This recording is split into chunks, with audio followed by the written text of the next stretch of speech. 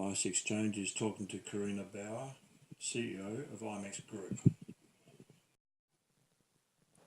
Carina, from your viewpoint as CEO of IMEX, what are the current trends that you see and how have they been developing over the past years?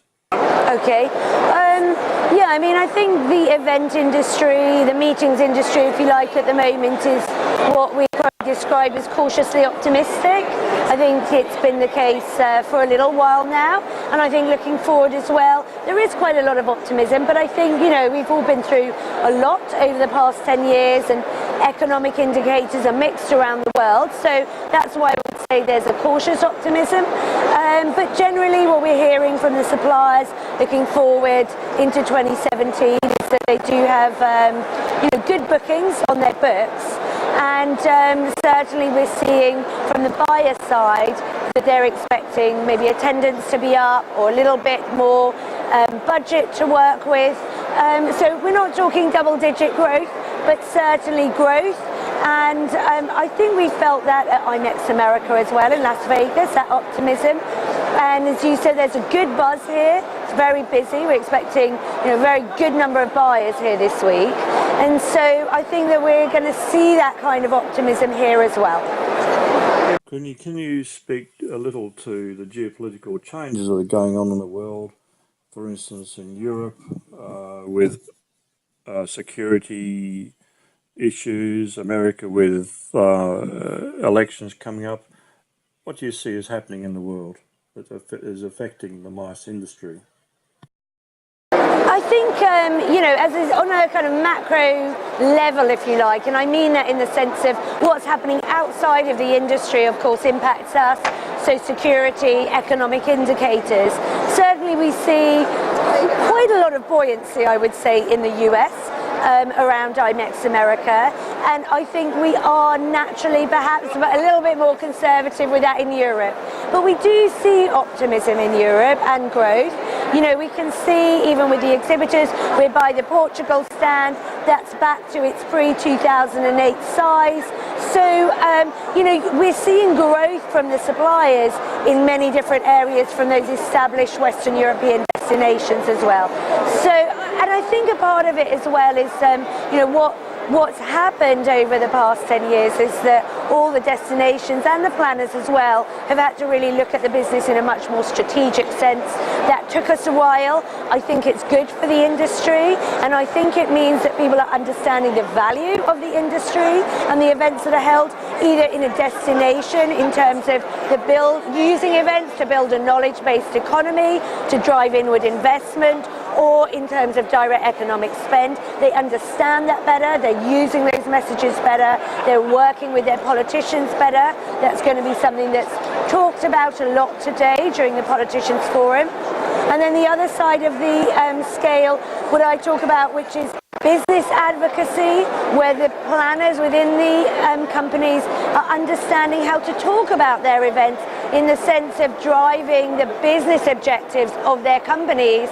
So what is it you want to achieve for the company? Increase sales, increase motivation, and how can I as a meeting professional achieve that for you in the best way? So I think these two things are coming together, and I think as an industry we're getting much better at driving those messages and understanding how to use those to our benefit.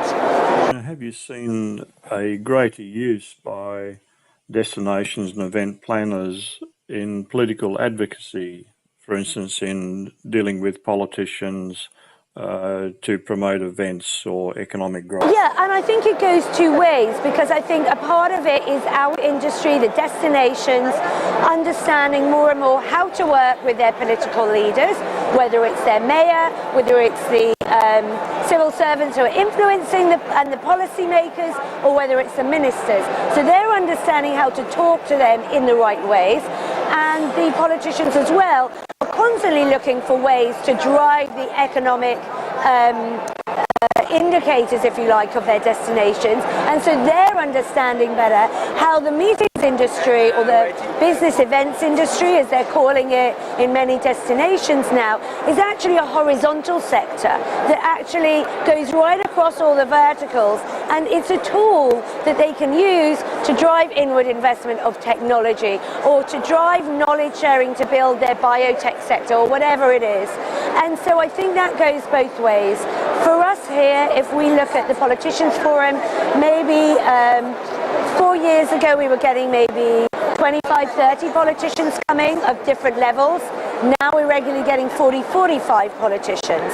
So you can see the difference that's taking place just in terms of those little numbers, and partly that is the destinations who want their politicians to come to see the industry, to showcase their place in the industry. That's valuable for them to just see the show floor, and then also to have that chance to talk to other politicians and the industry leaders at the forum.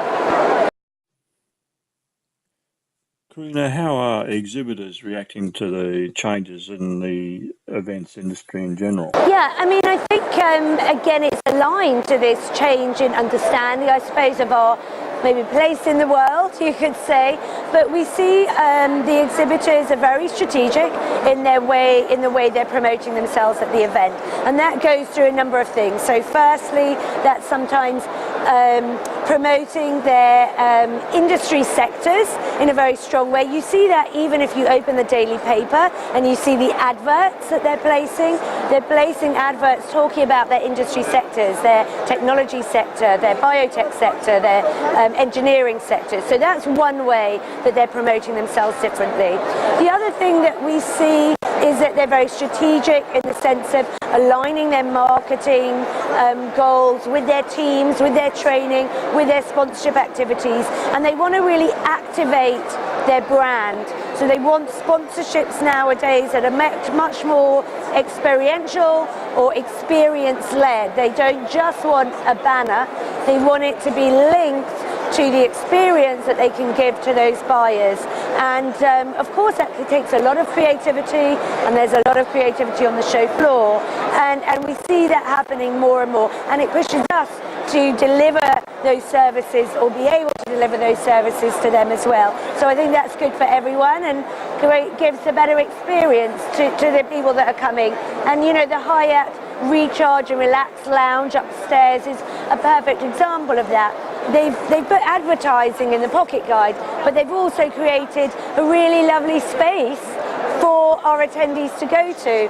A time out, they can give them a massage, give them a cup of coffee, they can have a lie down on a bed, you know, and it's just, and it's aligned to their brand values. So that's really what we're seeing happening much more, and it's great to see, and it brings another dimension to the show, so it's very valuable for everyone. Yeah, it's only the first day, but there's a great buzz on the floor. We've got very high number of registrations this year from our hosted buyers and also from our visitor buyers. So we're very positive about the numbers that we're going to have this week. Yesterday we had around 1,500 buyers and exhibitors taking place in events of some kind, education, eco-meetings. So far, you know, we feel like there's a great energy, I suppose, is what I'd say.